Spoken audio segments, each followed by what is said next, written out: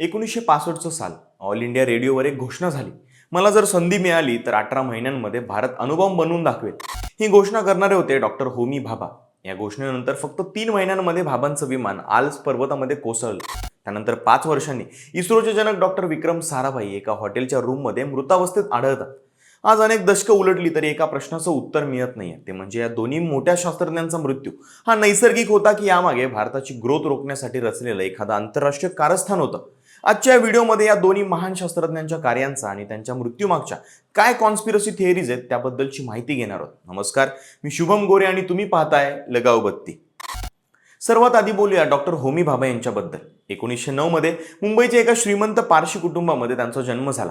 केम्ब्रिजमध्ये engineering सोडून त्यांनी atomic सायन्समध्ये रस घेतला. ते भारतामध्ये परत आले तेव्हा त्यांचं एकच स्वप्न होतं, ते म्हणजे भारताला एनर्जीच्या बाबतीत स्वावलंबी बनवणं. भारताकडे कोळसा कमी आहे हे ओळखून त्यांनी अणुऊर्जेचा पाया घातला. अणुऊर्जा आयोगाची स्थापना केली.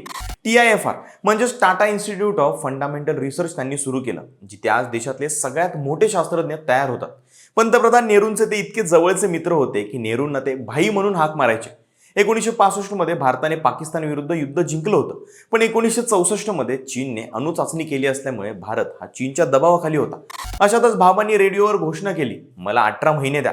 भारताकडे थोरियमचा मोठा साठा आहे आणि आपण कोणाच्याही मदतीशिवाय स्वतःची ऊर्जा निर्माण करू शकतो. यामुळे अमेरिका अस्वस्थ झाली होती, कारण तेव्हा अण्वस्त्रांवर फक्त बड्याच देशांची वक्तेदारी होती.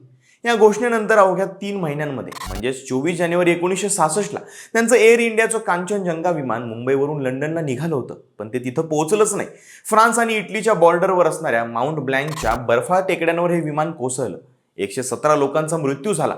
ना विमानाचा ब्लॅक बॉक्स सापडला ना स्फोटाचं नेमकं कारण. ऑफिशियल रिपोर्ट्समध्ये म्हटलं गेलं की पायलटची चूक होती, पण जगाला माहिती होतं की भाभा व्हिएन्नाला एका महत्त्वाच्या बैठकीसाठी जात होते. मग प्रश्न पडतो की भारताने अणुबॉम्ब बनवावा हे कोणाला नको होतं.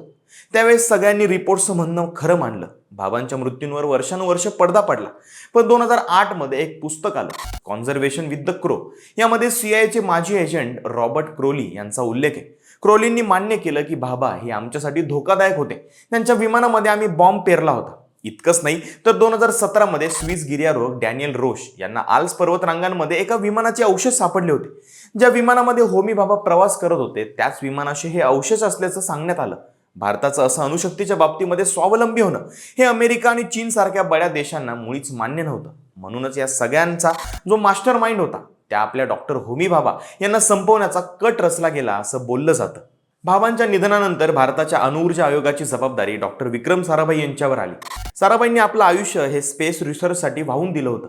आज आपण जे चांद्रयान आणि मंगलयान पाहतो त्या इस्रोची स्थापना ही साराभाईंनीच केली होती. त्यांना वाटायचं की भारतासारख्या विकसनशील देशाने चंद्रावर जाणं हे चैनीचं काम नाहीये, तर ती एक गरजच आहे. कारण सॅटेलाइट शिवाय आपण शिक्षण आणि हवामानाचा अंदाजच घेऊ शकणार नव्हतो. मग थुंबाचं रॉकेट लॉन्चिंग स्टेशन असो वा अहमदाबादची IIM संस्था असो, यामागे साराभाईच होते. सगळं अगदी व्यवस्थित सुरू होतं.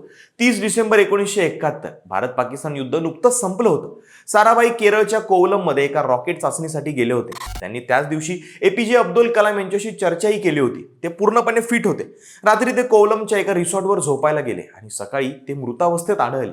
डॉक्टरांनी सांगितलं की हृदयविकाराचा झटका होता. पण आश्चर्याची गोष्ट म्हणजे भारतातल्या एवढ्या मोठ्या शास्त्रज्ञाचं पोस्टमॉर्टम का झालं नाही हा सर्वांनाच पडणारा प्रश्न आहे.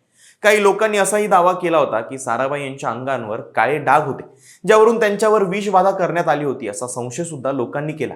इतकंच नाही तर त्यांच्या सहकाऱ्यांनी सांगितलं की साराभाई अनेकदा म्हणायचे की रशियन आणि अमेरिकन हेर हे माझ्यावरती पाळत ठेवू नयेत, सावध राहा. यावरून हेच कळून येतं की साराभाईंची प्रगती ही पाश्चिमात्य देशांना खूपच होती. कारण भाभा गेले तेव्हा भारत अणुशक्ती बनणार होता आणि साराभाई गेले तेव्हा भारत अंतराळामध्ये मोठी झेप घेणार होता.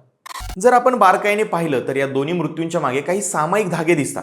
पहिलं म्हणजे जेव्हा जेव्हा भारत स्वयंपूर्ण होण्याच्या उंबरठ्यावर होता तेव्हाच हे मृत्यू झाले.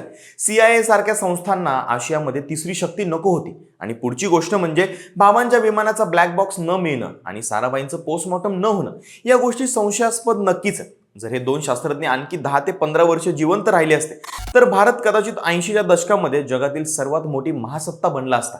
हीच गोष्ट अमेरिका आणि रशिया तत्कालीन महासत्तांना पचनी पडत नव्हती. म्हणूनच या दोन्ही मृत्यूंच्या मागे परकीय गुप्तचर संस्थांचं कारस्थान होतं असं आजही अनेक तज्ज्ञ मानतात. ते दोघे जरी आज आपल्यामध्ये नसतील तरी आज इस्रोची होत असलेली प्रगती आणि भारताची अण्वस्त्र सज्जता हीच त्यांना खरी श्रद्धांजली. पण तुम्हाला काय वाटतं, हे खरंच दुर्दैवी अपघात होते की यामागे काही षडयंत्र असणार आहे? कमेंट्स करून नक्की सांगा आणि अशाच माहितीपूर्ण व्हिडिओसाठी लगावबत्ती या यूट्यूब चॅनलला सबस्क्राईब करायला विसरू नका.